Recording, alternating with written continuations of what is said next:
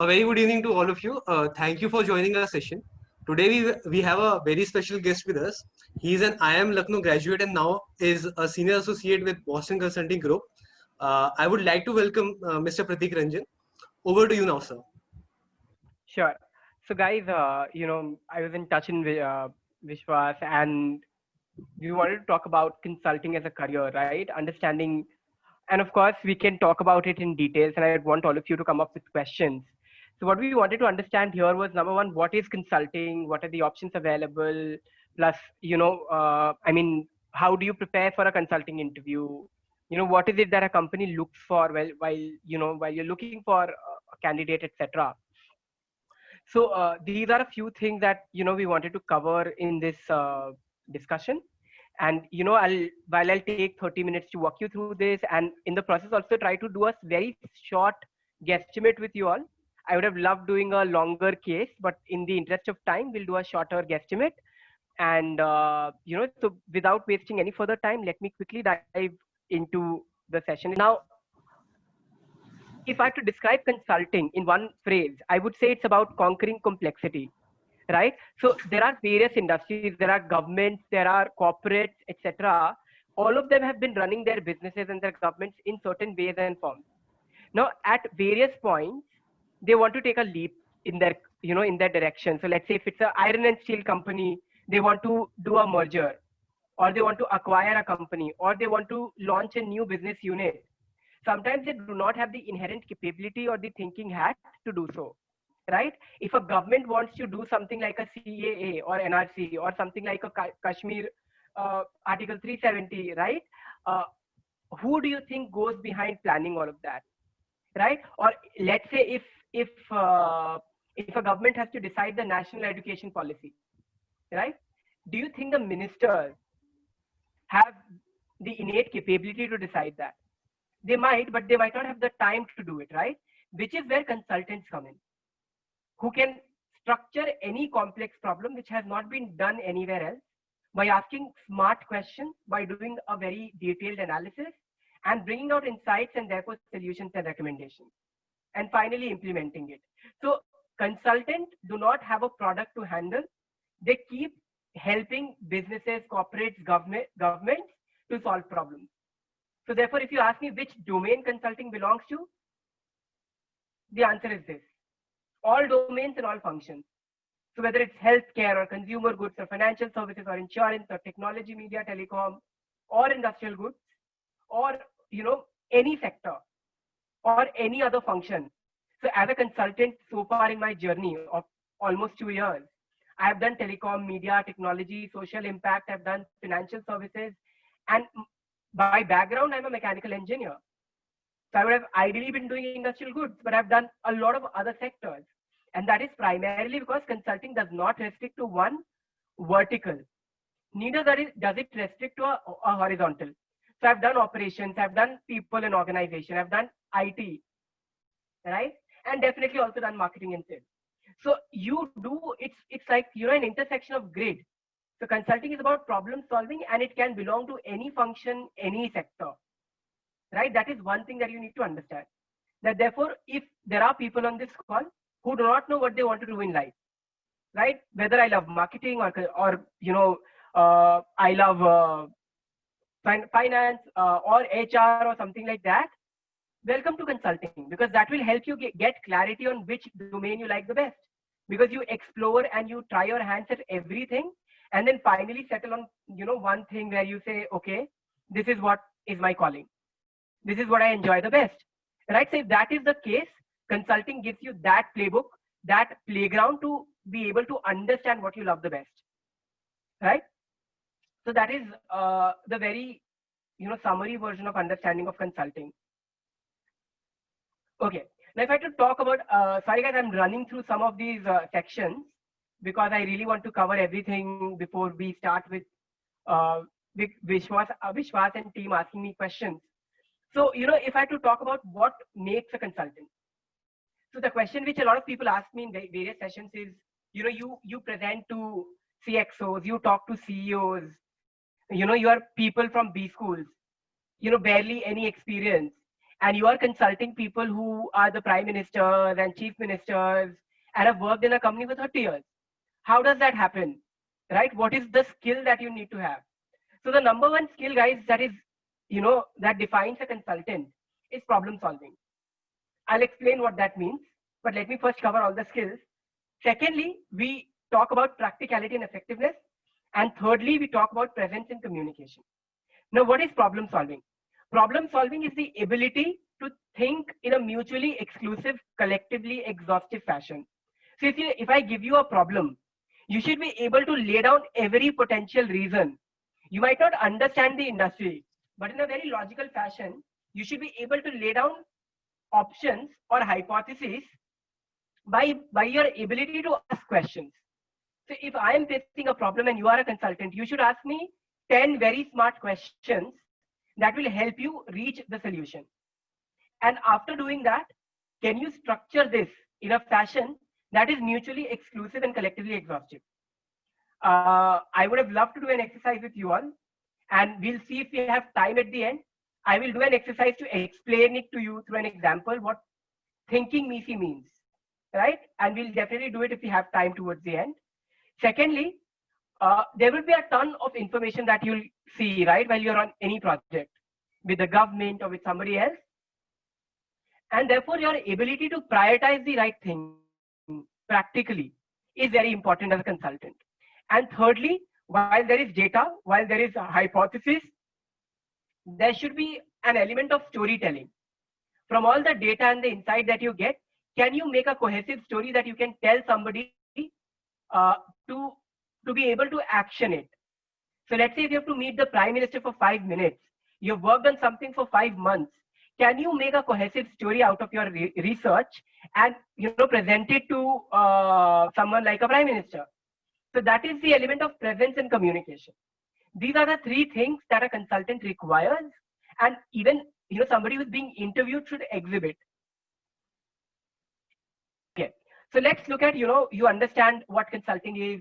You also kind of took some bit of understanding of what skills are required for a consultant, etc. Now let's look at how a real interview is structured when it comes to consulting, right? So in any interview, typically you are given a very ambiguous problem. The problem could be, I'm a company and my profits are declining, and you have to be able to reach the solution. Tell them, 5 things they should do to arrest that decline in profits, or 10 things they should do to increase the profits that they have currently, right? Now that ability can come through 3 steps. Number 1, baselining. Understanding your company or the problem itself very, very well. Number 2 is diagnosis, which is what you do. So with again, this is not very relevant. Okay, these are the 5 problems. These are the 10 sub-problems. This is where the potential problem could lie. And then you start your analysis. That is called the diagnosis. And the third part is called synthesizing or synthesis, which is where you do your story building. Saying that, okay, this is where the problem is, but how do I communicate this to someone like a CEO so that that becomes actionable? So these are the 3 things you do even in an interview. And someone who is interested in doing a mock can reach out to me on LinkedIn. I'll be happy to do a mock with you in a more structured fashion. It is a typically 60-minute process, so difficult to cover it on this call. Okay, so types of cases that you solve, and of course this is not completely exhaustive. Number 1 and the most frequent one is profitability related cases, saying that I want to increase my profit or arrest the decline my profit. Number 2, I want to launch a new product or price my product. I want to enter a new market, or just estimate the size of price for a certain thing, right? Number of something or market size of something, which is guesstimate, right? So while I have slides on all 4 of them, I thought the easiest and quickest for me to discuss on this call would be a guesstimate. Okay. So, okay, what is a guesstimate? If you guys understand, or if you guys want to solve a particular guesstimate, please write on the chat. What do you understand by guesstimate? Or any example question of guesstimate? Sir, may I answer? Yep. Yep, sure. Please go So ahead. a sample guesstimate could be, for example, the number of potatoes consumed in the United States of America in a single year, or the Yep, amount of petrol filled by people in one day, something along those lines. absolutely. That's right. That's right. So basically, you estimate the number of something, right? And it could also not be a number, can be size of price. So let's say tomorrow I decide to launch face washes in a country like Kenya, and you are a consultant. I ask you, okay, if I launch this face wash, how many people are going to buy it, or what is my market share going to be? So it is an estimation which is based on some assumptions, right? And to be able to make these assumptions, most of them happen on the go. Then you're talking to somebody and this person is like, okay, I like your idea, but tell me, if tomorrow I'm planning to give 1500 rupees to everyone who's below the poverty line as the prime minister, how much money am I going to incur? Or how much difference will it bring? Or how many votes can I get out of it? If I launch this scheme, you're standing in front of somebody very, very important. You have to do that calculation in your head and come back with an answer. That is what a guesstimate is. Sometimes you get a larger and a longer time to do it, but more often than not, it's back of the envelope, right? So, so to be able to do that calculation, the number one thing you need is a data sheet like this, where you understand every data point that could be used. And this is very basic, right? And you can customize it to yourself. So some of the population, area of major cities, age division, income division, the contribution of various sectors in GDP, the occupation division of the people of India, religious division, penetration of mobile phones, internet, literacy, etc.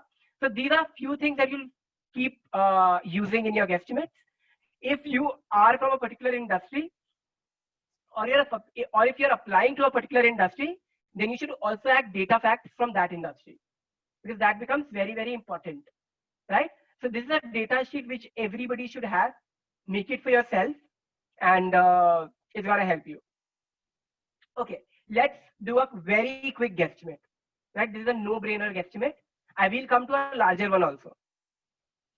Okay, so there's a village called Bishto village. There are 20 people in this village, and what they do is to wash utensils. They use ash, fly ash. Now, tell me, in this village, if somebody has to launch a dishwash, and let's assume that one person uses one unit in a year, how many units will be the market size in this village? Can I try? Yep, sure. Okay, so I think the possible market size is 20 because one unit is required and there are 20 people. But That's since wrong. Yeah, go ahead. Go ahead. Go ahead. Go ahead. Go ahead. But leaving that aside, I don't think there is any market over here since no one will buy the dishwash since they don't need it because they already have a free source available. Okay. Okay. So while you're okay, the answer and the explanation are not right. But okay, see, on the explanation, when you determine the market size means the current usage, and therefore the current usage itself is 0.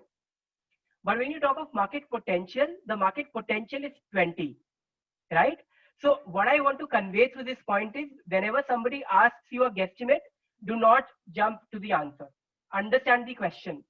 So the question asks, what is the market size? Market size is how many people currently use, right? And that is 0. Market potential is 20.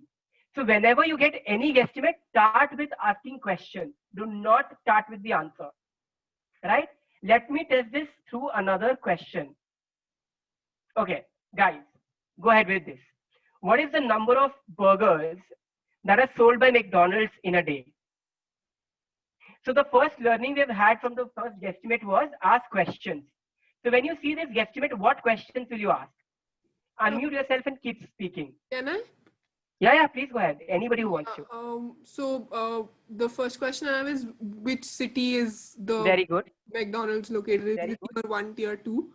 And even in that city, is the day a weekday or a weekend? Absolutely. Which day? More questions? Keep saying, guys. I'm also typing on the chat so that everyone knows. Big, What are the city. Go ahead, go ahead. number of customers on an average on a weekday versus on a weekend? So No, that you have to estimate, right? Okay. Number of customers you have to estimate. You can't ask that. But yeah, definitely you have to ask the day, which is whether it's a weekday or a weekend. More questions, guys. There are many more. Average number of bill size. Since we know that depending on bill size, we can estimate the number of burgers. Very good, very good. Average number of bill size would mean average number of burgers per people, right? No, average amount of bill size or average burgers per sale. Anything works. Yeah, average burgers will be required. Average bill size will not make any sense. Average burgers consumed per person. Yes, that makes sense. Okay, more questions, guys? Go ahead. Maybe the equivalent of burgers, because in some countries McDonald's may not sell burgers. Say for example, Very good. So in India yeah, it's so selling you some will ask. naan. Correct. You should ask. Are we looking at a particular variant of burger? Because there are 50 kinds of burgers, right? You can't keep estimating for all of them. So you should ask, is there any particular variant? Are we also going to include something like choco lava cake, or are we only talking of burgers? And within burgers there are 50 other variants. Which variant are you talking about, right? Price of burger and per capita income of the city. Per capita income not so much. Price of the burger not so much, because you are talking about price will actually be covered by the number of burgers. That covers the price aspect, right? Any more questions, guys? Think of more questions. Okay, let me add a few more, and then you guys, number of outlets, very good. So we are talking of one specific outlet. Location of the outlet also within the city where it is located, whether it's in a central market or whether it's in a very secluded place. You will ask questions like, do you accept online orders? Very good. This is a brilliant question. Whether only takeaways or dine-in, you will definitely ask it. What is the next question you will ask for dine-in questions aspect? You'll ask, how many seats do you have in the restaurant? Because dine-in capacity will be limited by the number of seats. Takeaways, where you will ask whether it is also online, or do you only allow takeaways from counter? Right? More questions, guys. Tell me more questions. We'll follow up by average time spent by dine-in. Very good. Correct. Competition, okay. Competition is the right thing. Any restriction on order value for delivery? This is slightly okay. We can ask this, but this will not be very relevant. Okay, there will be many more questions. You'll have to ask, how many staff do you have? So if say there are 1,000 customers that you're getting, but your staff is only 2, then you can only make so many burgers, right? You'll ask, how many staff do you have? What time does it take to make a typical burger, right? How many people are there in your counter? What is the average stat from the time when somebody places a burger versus somebody gets the order? So after you've asked these questions, you start making a structure. Had you not done this exercise, you would have simply started with, okay, there are 1.3 billion people in India. Now out of these many people live in this city. That approach is the shittiest approach. 100% out of 100% people, 90% people do that. The 5%, 10% smart people, they ask questions and then make a structure. Now, after you've asked these questions, your structure will be very, very refined.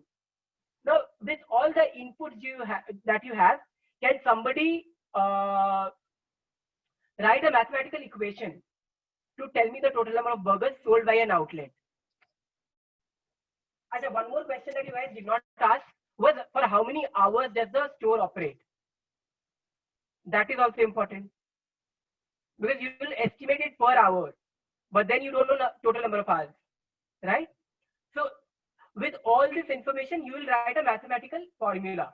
The mathematical formula will start with something very simple and then will keep getting complicated. The simple one will be the total number of burgers is equal, and we are starting with dine-in. You'll do separately for dine-in, separately for takeaway, and then add them. For dine-in, what will it be equal to? Anybody take a guess? So the basic one we can start is with the average number of burgers into the footfall maybe. Yeah, number of people into number of burgers into number of hours. if this is per hour, right? So now number of people you'll divide by number of seats into average occupancy per seat.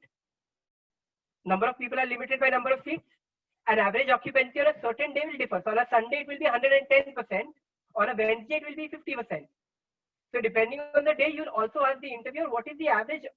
Oh, somebody has written operating hours, yes, into seating size, into occupancy rate, into average burgers. This is amazing, amazing issue. I'm just thinking if we can add something else. Okay. Yeah, that makes sense. This is absolutely correct, right? And for estimating any one of this, you'll need the information that you've already asked for in the above section, right? So now your effort has come down to very low by asking the right question. So this is a typical guesstimate. The other guesstimates that were asked in interviews, and you can think of. One more thing that you need to remember in a guesstimate is you have to think of whether the problem is constrained from the demand side or the supply side, right? What does demand side mean? That is there a constraint on how many people want it, or is there a constraint on how many burgers can be supplied? In a typical consumable problem, it is a supply problem, because demand usually will not be an issue if it's in a very busy location. So this problem you should approach from the demand side, although you can approach it from either side, right? So that is another decision that you should take. Now these are some of the other sample cases, guesstimates that you can try. So how many votes can Rahul Gandhi win in the next parliamentary election? Sir, one doubt. Yeah. In this case, won't it be a little easier if we go from the supply side by saying we calculate the total capacity possible, and then depending on the day and expectations, you can. I said you can take whichever route. The demand side will be slightly more rational because you know the number of people working for you, but you don't know the number of consumers, and therefore you know the number of people, you know the number of the time taken to make a burger, and therefore you can say. And then if you go from the supply side, you will not even need the online, offline, dining, takeaway bifurcation. Then you simply say that, I have 2 staff to make a burger, it takes this much time. I am open for these many hours, and therefore I can maximum make these many burgers. Right? Hello? Yeah, got it. Thank you. Yeah. Okay. So some of the other interesting estimates could be, you are the owner of Chennai Super Kings and you want to decide the bid price for Mahendra Singh Dhoni, right? This is a real guesstimate that was asked in an interview. Okay, guys. So what we'll do is, before Vishwas and team, they ask me questions, I give you guys 5 minutes to ask me some questions if you have. And then we'll move to more structured Q&A format. So, sir, I had a question. Sure. Of course, being a consultant note is a little far away from me in the future.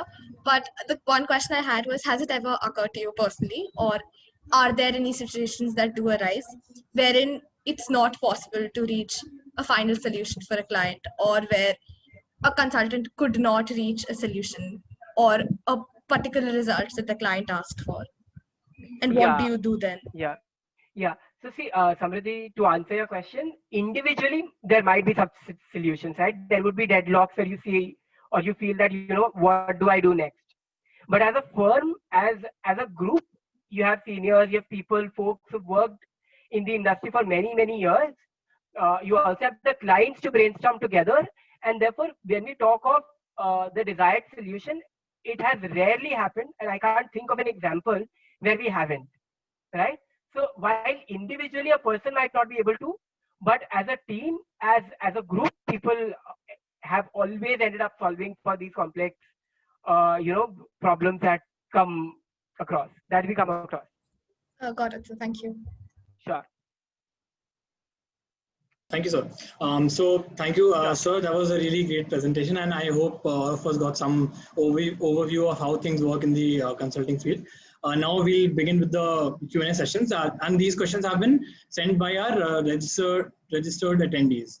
So yeah, so the first question is, so many of us would like to pursue a career in the consulting domain. So what advice would you like to give to us, as undergrad students, so that we can build upon the required business acumen that would help us in the long run?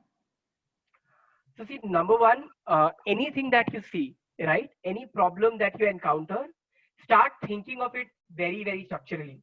So let's say if I ask you, if you have to, if let's do a quick exercise on the chat. So if I to tell you that I am the leader of the opposition party and I want to increase the number of votes that I get in the next election, what will you recommend? Type a few reasons on the chat. A few things that I can do on the chat. Seat mapping, strong alliance. More reasons, guys? Demographic composition analysis.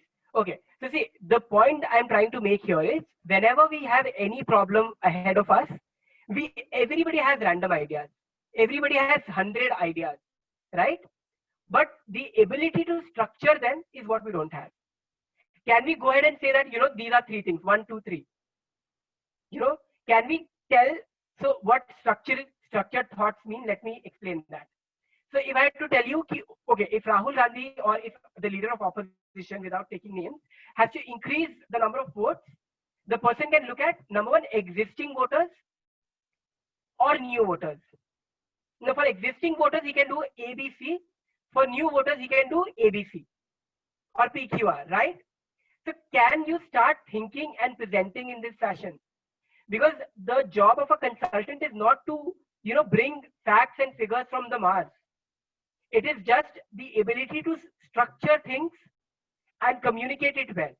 So even in the regular conversations that you have, if you can start doing a why, and start bringing things together and communicating in a structured fashion. And I meet many college students who do it, many undergrad, postgrad students who do it, right? And therefore, that ability is something that you should start developing early on. If you aspire to be ready for not just consulting, but for any industry. Great, thank you, sir. So the second question is that according to you, what internship roles should one explore during their undergrad if they are interested in consultancy? Or is it too soon for someone to learn and gain more experience from various roles during their undergrad? So like I told you, right, consulting is not a domain. It's an umbrella of domains, right? And therefore, irrespective of which domain you intern in, consulting is, will keep its arms open for you. So while anybody recruits in consulting, right? I mean, any company, and the companies that do that, some consulting companies I'm sure you know of. And while I'm talking about it, you guys can keep typing names of consulting companies that you know on the chat. So guys, the point that Raj asked me on the internship. So consulting is open to internships in all domains, right? The only thing that is required is not which domain did you do your internship in, but what matters the most is what did you do within it. Were you able to deconstruct the problem? Were you able to go to the nth level of insight? Were you able to make a business change? I might intern with a startup. I might intern with the shop, next to my home. But did I bring a radical shift, even in a small fashion, even in a small way? But was I able to get to the nth level of insight? And if that is the case, you are already there. It's not about whether you do it in an industry, in a steel industry, or in an FMCG firm, or wherever, right? And as a matter of fact, if I talk about myself, I've worked with L&T, which is, in operations, possibly the best company in India for operations. And then I've worked with Unilever, which is undoubtedly the best in the FMCG universe. And then I came to consulting, right, with BCG. And therefore, it was not about domains. It was about what did you do and how do you do it. Less of the what and more of the how. So, sir, a follow-up question. So, sure. should one diversify more and do a generalized study of certain domains of consulting, or should one focus on a single one?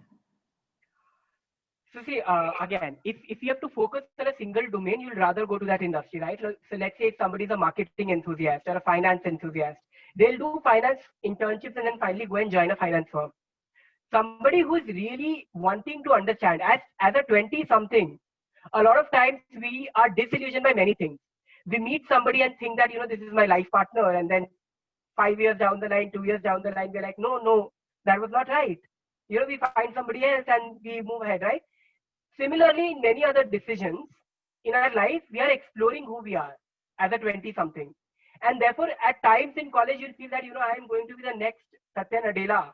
I love technology. And the next thing you figure out is, no, I love finance more. I love markets. And the next thing you know by the time you're 45 is, no, I actually love the startup world and I'm going to start something of my own. Right? So sometimes we are disillusioned by what do we like. And in such a quest, I would encourage everybody not to fixate to one domain at this point. Explore as many domains as you can, because, as much as you might think that, this is the thing, some point later in your life, you'll realize that, no, that was not right. And therefore, or maybe you do that it was, but you'll never regret that I did not explore. And therefore, as a 20 something, as a college student, try to do as diverse work as you can. And when you join a consulting firm, the good thing is you continue to do that. You continue to work across sectors, across verticals, across horizontals, and therefore the exploration continues. However, as you progress in your journey as a consultant, eventually you end up specializing. So in the first 5 years, you might not, but eventually you end up specializing in one domain once you have clarity on what you want from life. Right. Thank you, sir. So the third one is, what do you think will be the impact of COVID-19 on the consulting industry, and what are the job prospects in the future? Yeah, so this is a tough one to answer, and very frankly, I'll tell you what consulting is, and so consulting is about problem solving, right? So COVID for sure has increased many problems. So the role of consultants have definitely become much more relevant in many contexts. The healthcare got disrupted and nobody had anticipated. Many industries which had a traditional business model have completely, they were never prepared for something like a COVID. And therefore the role of a consultant has gone up. Now, whether the job prospect has increased, decreased, or remained the same depends on the company, right? Actually, it's not a function of how many people are required. It's also a function of whether or not the company can afford to do it, right? And therefore, when that is the question, I think that is very company specific, and I would rather not answer it. But from the perspective of what is the scope of consulting at this point, the scope has increased because there are many more newer problems to solve. And therefore, the role of consultants had never been as relevant as during COVID. Right. So the next one is that as a new associate, what are the kind of working hours you have to put in, and what are the kind of tasks you are assigned during this? Right. So see, again, working. I'll start with the task first, and then possibly go to the working hours. So the one very important factor that consultants are known for is the speed. So if it's a post-merger integration that the company would have done in 6 years, consultants end up doing it in 8 months or a year. So that is the speed. And in fact, there's a saying that, 1 year of consulting experience is equal to 7 years of industry experience, right? And that is primarily because you work at a very, very fast pace, right? And while that is the case, you start a project on, let's say, day one, and in the next 3 months, you've literally transformed an entire business unit. So it definitely calls for a lot of dedication and a lot of hard work, but the number of working hours will differ. There will be days where you're just doing analysis and therefore, it's an average working hour, but there will also be days where you're just preparing for some very important meeting and therefore the work hours are slightly stretched. So the work hours are not fixed as such. It's not a 9 to 5 job is something that I can definitely tell you. And it's not a very bad working hour like an IB, right? Like an investment bank, but definitely somewhere in between, and does not have fixed number of hours. So it differs basis the style of your project and basis the life cycle where your project is. You're on mute, Raj. Thank you, Again, sir. Sure. Sir, I'll be taking up the questions now. So, sir, you in the guesstimate portion, you talked about the private consulting and political consulting. So, if you could tell us a bit about what is the difference between political consulting and like the normal consulting field, so that would be great. So yeah, political consulting, I just gave it as a fun example. It was like definitely it's a very sensitive issue, and they hire their own internal consultants. They don't hire companies for such projects, but yeah, a lot of firms work for government for sure. So the national education policy that you see, or a lot of education work that you see, right? So in fact, there are many TED talks on the work that BCG does with the government. So it's in the public domain. You guys can see it, and so the one difference is the scale and the size at which the government works is very, very different compared to a private consulting that you do for a corporate. So for a corporate, it will be limited to that company, but for the government, what you're gonna implement or what you're gonna recommend is going to change lives. It's literally going to impact the way people read, the way people educate themselves for the next 5 years, 10 years.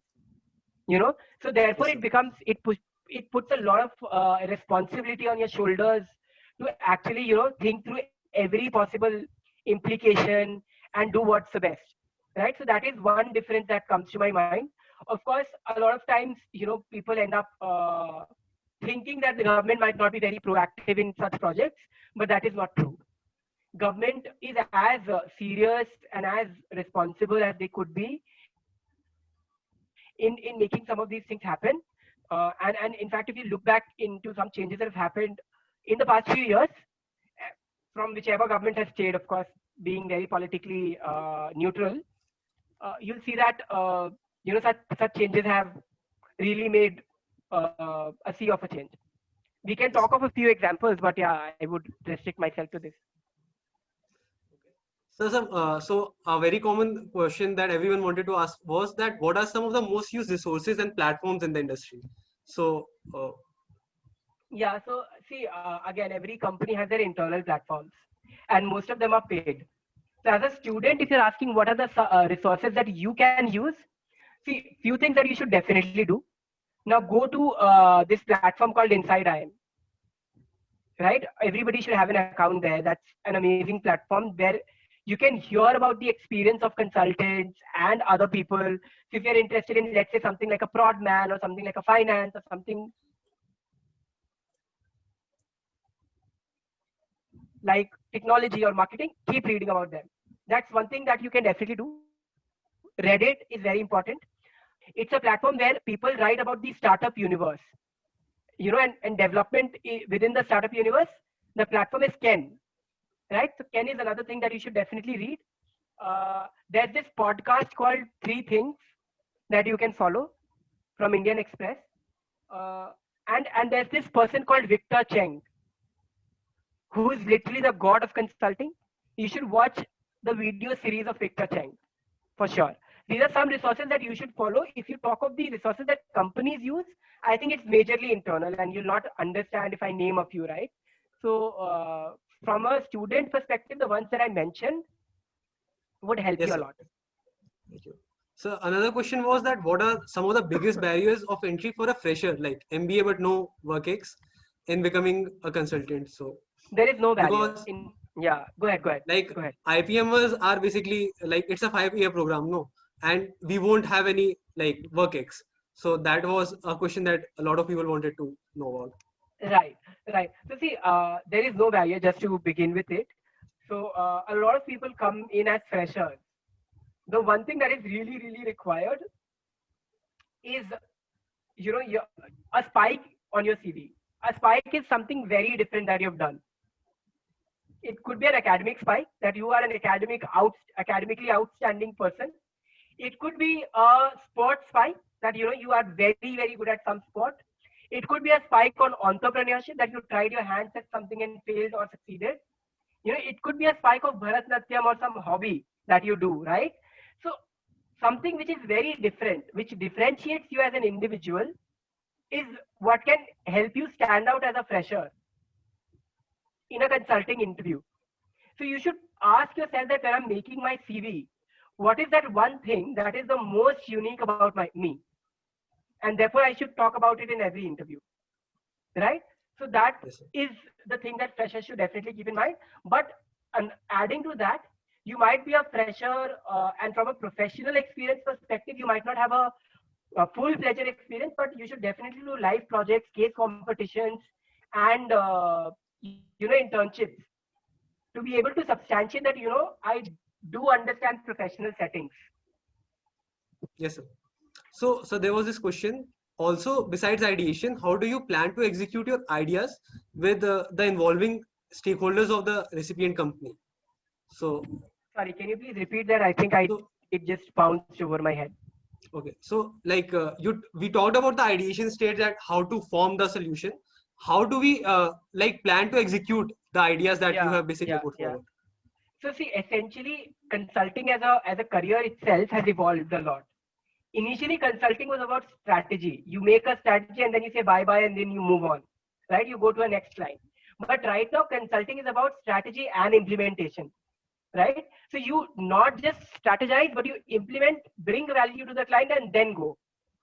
So a lot of times, the implementation itself is co-driven by the client and and the consulting firm, right? So you have a very clear roadmap of you'll do 5 pilot launches, learn from it, scale up to the to the entire nation, learn from it, make changes, keep refining. So that process, earlier consulting projects were like 3 months long. Now they're sometimes like 1.5 years long, 3 years long, right? So a lot of companies like KPMG, for example, they do very long projects, right? In advisory or implementation, or Deloitte, for example, does a lot of implementation projects, Okay, sir. right? So implementation is a core part of consulting right now. Yeah, go ahead. So there was this question: how do you avoid solutions to problems that are linear and obvious? Like you talked about asking questions. Is there any other like way? Because sometimes we just feel like the answer is this only, but it isn't, like, because so what to do Right. about that? Right. So there's a very famous joke that many times the solution that consultants tell you is something that the company already knows, right? Why companies bring in consultants is to validate that, because they would have a gut feel that we can do these 5 things. The consultant would literally put analysis and data and understanding and research into it and validate it, put 100% confidence into that solution. So even if it's something very linear, that you should wake up in the morning and brush your teeth, the consultant will actually come and tell you how much germs are you protected of if you're brushing your teeth, and how many more years can you live if you adopt this as a habit. So once a company gets to hear something that insightful on something as linear and obvious as brushing the teeth, they kind of get the confidence of executing something which was obvious anyway. Okay. So, sir, there was this another question, that for consulting, we need to build credibility and portfolio for the industry. How do we do that in a small way when we are like undergrads as students? So I think this would be a repetition of one of the questions that you asked earlier, that as undergrad students, you might not go and tell them that, hey dude, I'm 10 years of experience in IG or in FMCG, but you can definitely say that I have done. Okay, so let me go back to another point. So do you guys know how interviews were done earlier? 10 years back, interviews were not interviews, they were written exams. So if you had to get into government like UPSC or or banking, not 10, 20 years back, it used to be a written exam. And they used to do it because people used to test IQ. And it was believed that people with highest IQ are the best people. But eventually they realized that people with best IQ do not gel up with each other very well. And therefore this concept of SQ came in. Now let's interview people and understand them socially so that they are good to work in teams, right? And therefore interviews, etc. started happening. Right now, what is the current status is people check your EQ, and EQ is emotional quotient, which means how well can you engage in the thing that you do. So let's say your hobby is gardening. Do you know the biological name of rose? Do you do gardening just for the sake of doing it, or are you very involved? Do you know which of the plants that you have in your garden actually originated in India? What was the route that the other plants took to come to India? Who planted which plant first? If that is something which you know, you have a very high IQ, and the firm will really want to hire you, right? Therefore, a lot of interviews right now happen on things that you've done. So like your project or your work ex, they try to get to, very depth of the project and understand whether you understand every bit. They get to the depths of your hobby and understand whether you understand everything, right? I gave this example of, if your hobby is gardening, do you know the biological name of, or if your favorite fruit is mango, do you know the biological name of mango? Or do you know where your favorite variety is grown? Right? You might not. If I ask many people, so I love Alfonso, whatever it's called, but you might not know where it's grown, right?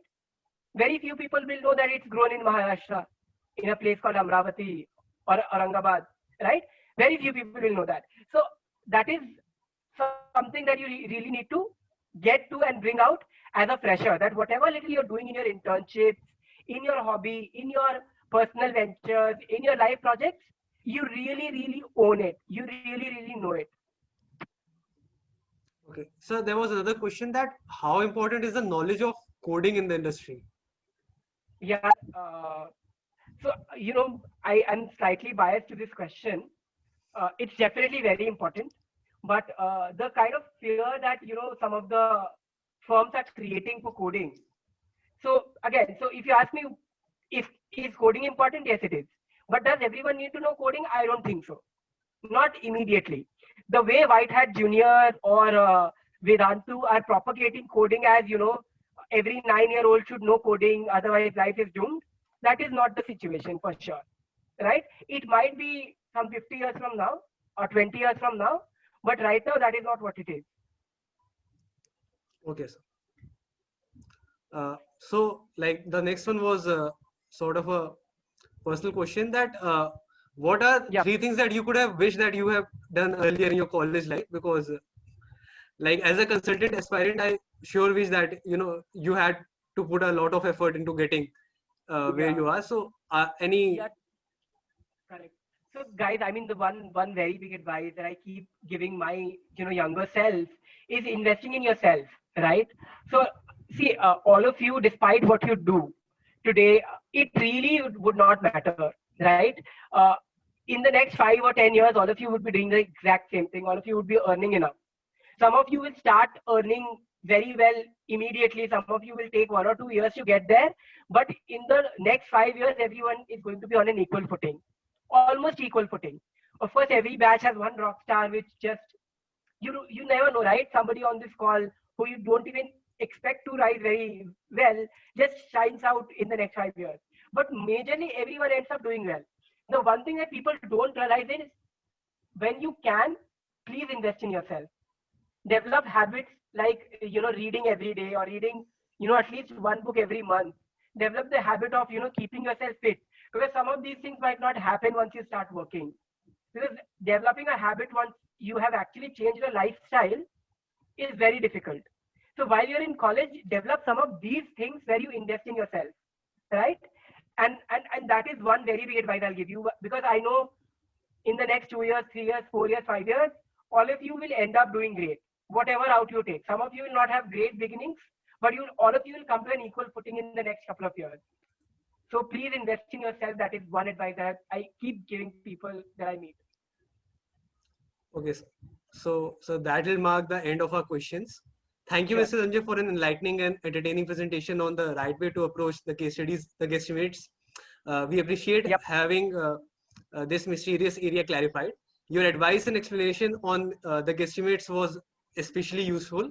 We owe you a special vote of thanks for being here, because you happen to have a very busy schedule with your job. We really appreciate that your association with Apply will continue, and we'll see you in another interesting sessions soon. Most likely, yes, we will. We'll meet very soon, and I promise to do a detailed case solving session whenever we meet next. Because this was more like an introductory, what do we do, what is consulting kind of a thing. And very thank you to Apply, Vishwas, Raj, Samriddhi, everybody on this call who's put this together. Thank you so much, guys. Thank you so much, sir. Thank you so much, sir.